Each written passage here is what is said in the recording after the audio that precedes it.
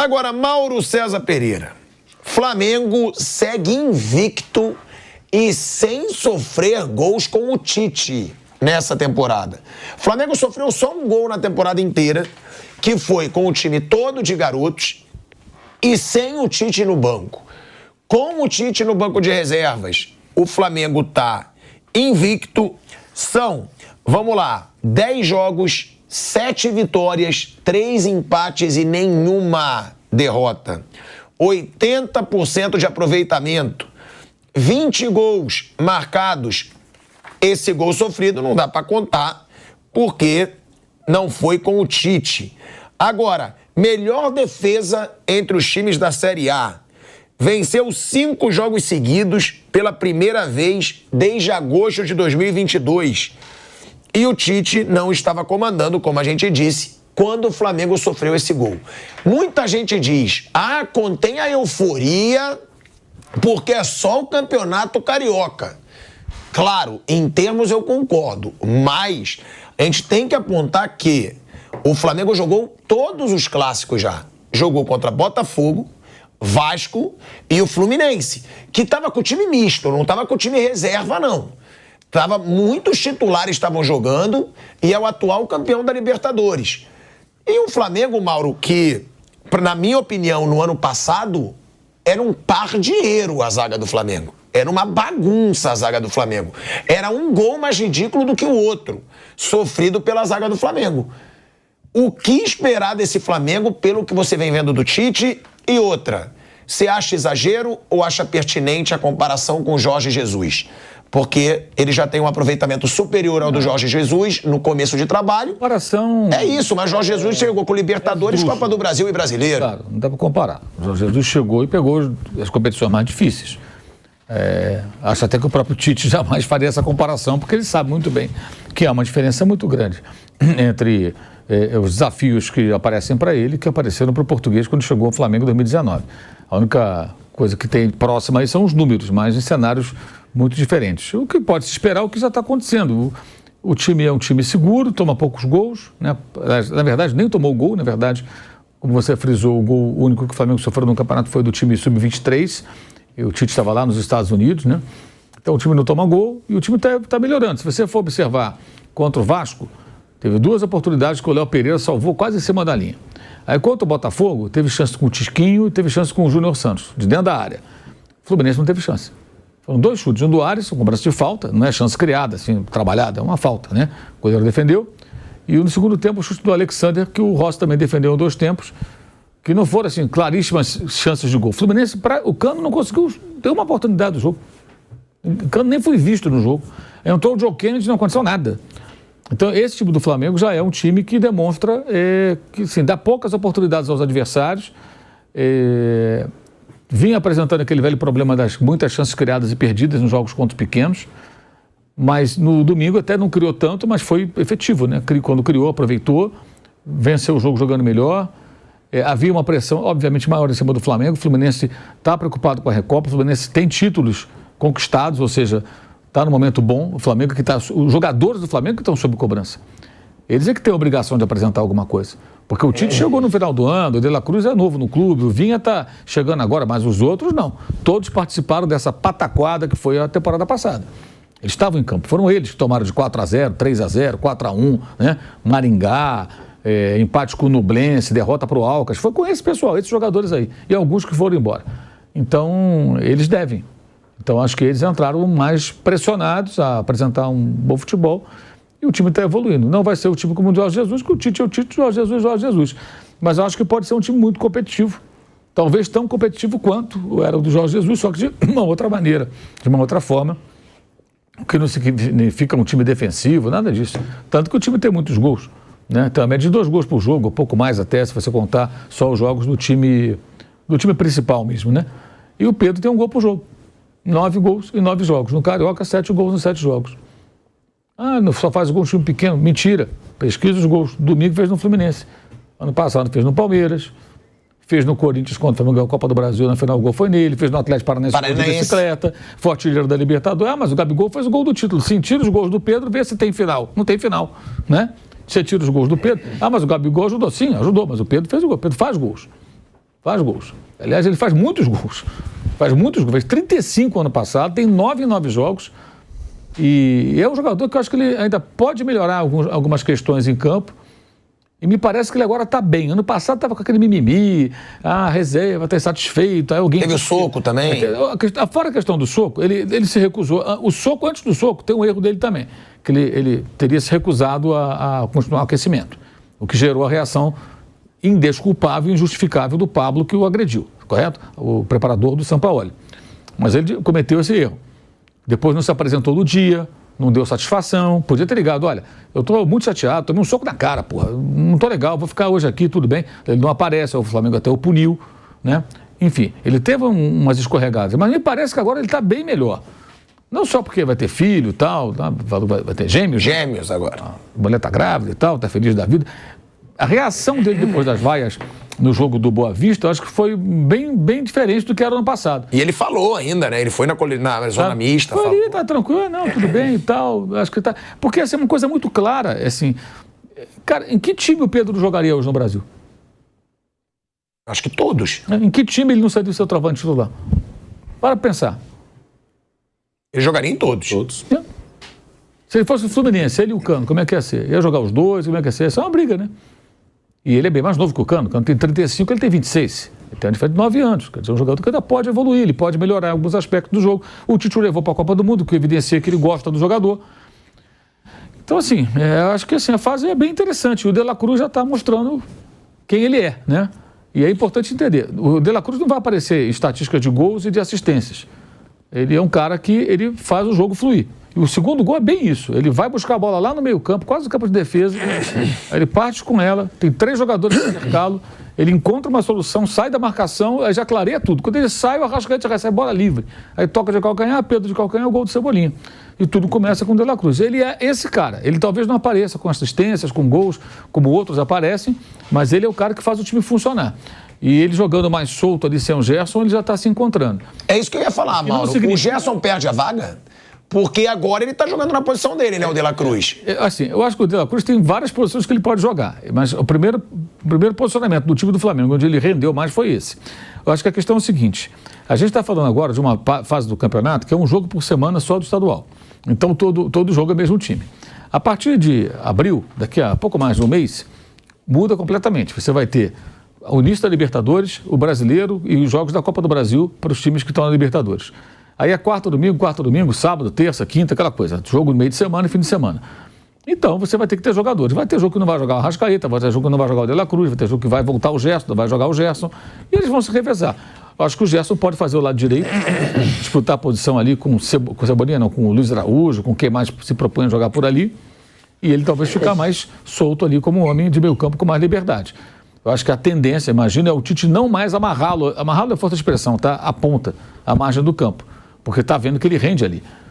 E o Gerson talvez encontrar um outro posicionamento. E, eventualmente, não vai jogar o Arrascaeta. Vai ter um jogo que o Arrasca vai ser preservado. Pode jogar o Gerson, o De La Cruz e o Pulga. Pode ser um tripé de meio campo também.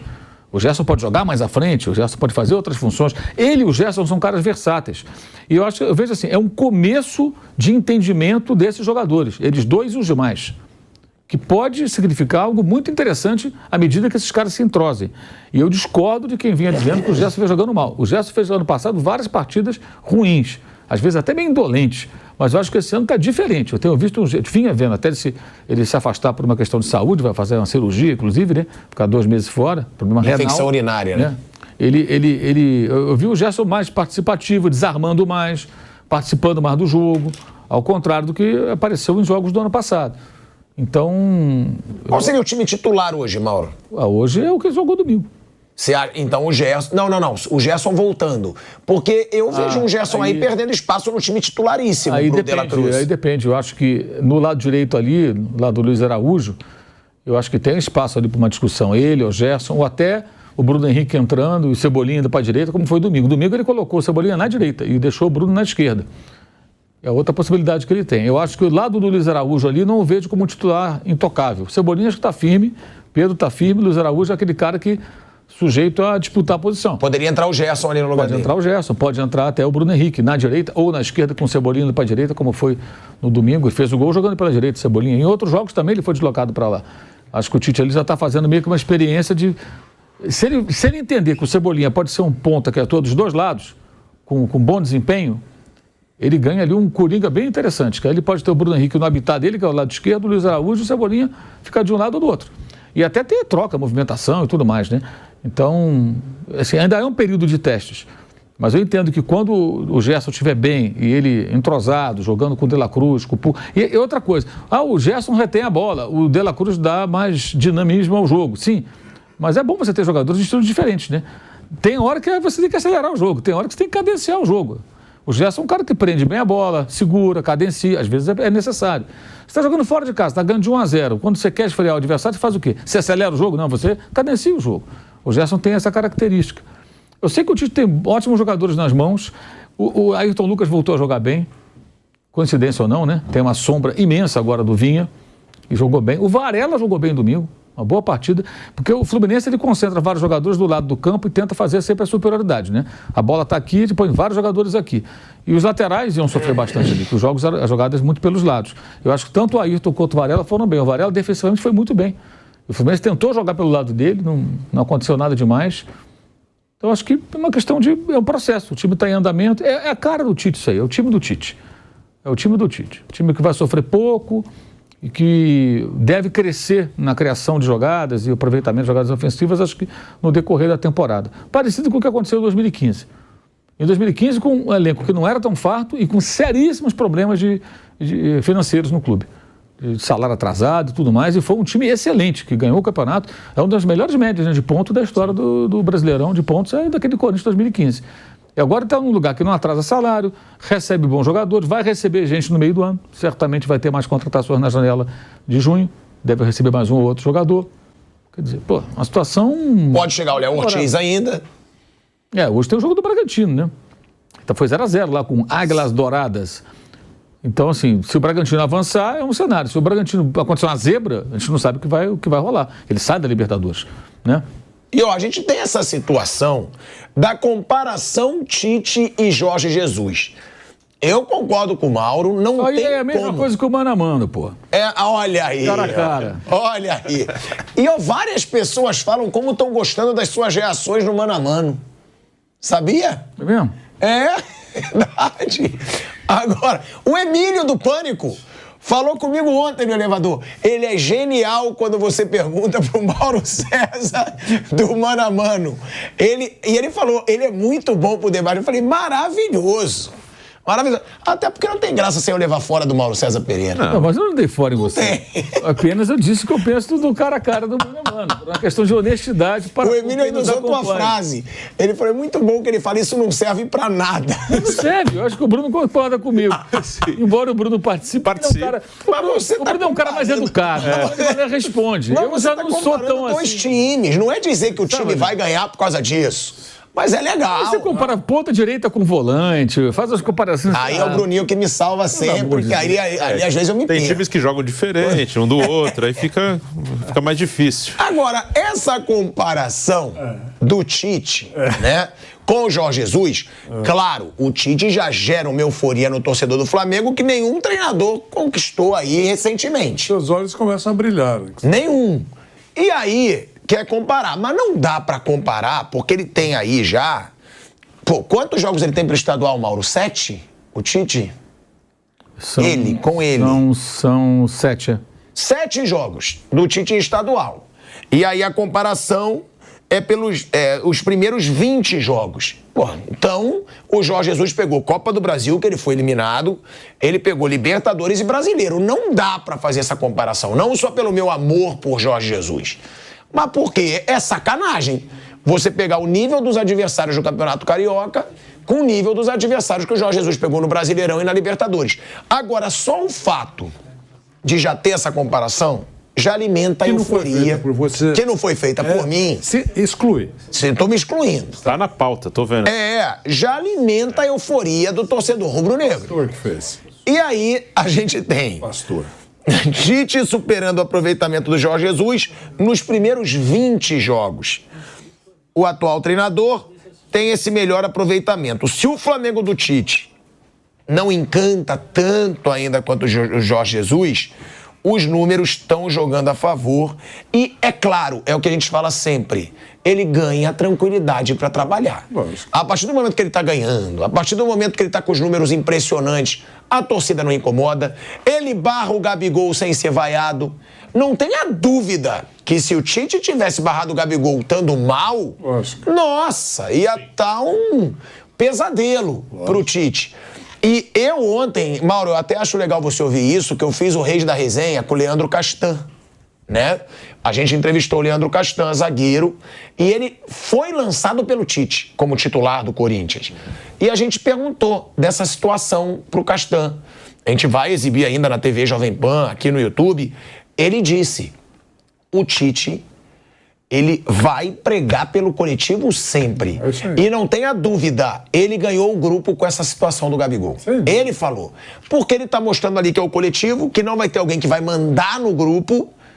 E ele tem certeza, ele falou, eu tenho certeza que ele não vai perder o grupo. Eu nunca vi o Tite perder o grupo, ele é muito bom pra grupo. Ou seja, ele chega cheio de moral.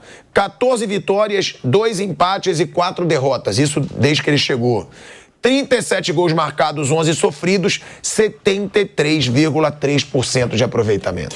Asmar, você estava em Paris nesses últimos dias, na semana passada, então eu exatamente... Eu estava em Paris? Em Paris, você não estava Que na Paris, sexta-feira? irmão? Eu sou raiz, eu tô na praia, eu tô tá. no... E aí eu falei sobre isso, sobre esse episódio do Tite com o Gabigol. Eu disse que alguém falou que ele poderia perder o vestiário porque ele tomou essa atitude. Eu falei assim, olha, ele só vai perder o vestiário se o grupo do Flamengo for desprezível. O que eu não acredito. Porque ele jamais... quem está do lado e viu a cena, ficou muito claro que ele deu um bico no ego, naquele pacotão de ego. Foi muito ótima a decisão dele, não fez carnaval, não fez escândalo, falou no vestiário, não ergueu a voz, falou claramente que não gostou do que fez o Gabigol, que o mundo não gira em torno dele e que o Flamengo é mais importante e o grupo também. Então, eu acho que foi uma atitude excelente do Tite e falei sobre isso aqui. Com relação ao time do Flamengo, acho que o Flamengo vai ser muito melhor do que foi na última temporada. O técnico está arrumando a casa, não toma gol faz tempo, tem status, tem personalidade, o time é bom, o elenco é bom e raramente, estou falando antevisão do fato, né? Raramente o Flamengo vai perder nessa temporada. Serão raras as derrotas do Flamengo, a meu ver, nessa temporada, Asmar. Bruno Prado. Os números realmente não dá para fazer uma comparação certa, isso é mais curiosidade, mais para mexer com as pessoas, com o torcedor, enfim, mas realmente quando você coloca 7 jogos de estadual é outro nível, é outra coisa, né? Não dá para fazer uma comparação justa aí. E outra coisa que é importante, né? Mas eu acho que isso aí já está sendo assimilado. Não querer que o time do Tite jogue como o time do Jorge Jesus. E isso acho que atrapalhou o Flamengo também em alguns momentos nesses últimos anos, né? Ficar sempre a expectativa que o time vai jogar daquela maneira como jogou no segundo semestre de 2019. O time do Flamengo, ele com o Tite tem tudo para ser muito forte, tem tudo para ser um time que vai lutar pelos títulos, que vai perder pouco jogo, que vai tomar pouco gol. Pode ser campeão brasileiro da Libertadores, enfim, isso a gente vai ver mais para frente o que vai acontecer. Mas da sua maneira, né? Porque além da diferença dos técnicos, cada um tem a sua ideia de futebol, o elenco já não é mais o mesmo. Hoje, alguns ainda estão lá. Na época do Jesus, falava-se muito do quarteto ofensivo, que era muito bom. Everton Ribeiro, Arrascaeta, Bruno Henrique e Gabigol. O Everton Ribeiro já não está lá. O Arrascaeta, o Bruno Henrique e o Gabigol estão. Hoje, só o Arrascaeta é um titular absoluto. O Bruno e o Gabigol têm ficado no banco. E estão mais velhos também. Aquilo foi em 2019, nós estamos em 2024. Eles já estão 5 anos mais velhos. Isso faz uma diferença. Claro que o desempenho não vai ser o mesmo. Então, claro que aquele time é inesquecível, um time que marcou, e é natural que exista. Isso acontece em vários lugares do mundo, né? Quando tem um grande time, fica sempre a esperança, agora vai repetir, agora vai acontecer, vai ser o que já foi da outra vez, mas não vai ser. Pode ser muito bom, muito eficiente, pode até ter números melhores. Quando acabar o ano, pode olhar os números e falar, nossa, o cara, agora com todas as competições, o aproveitamento dele é melhor. Mas aquele jeito de jogar não vai ser igual, vai ser diferente.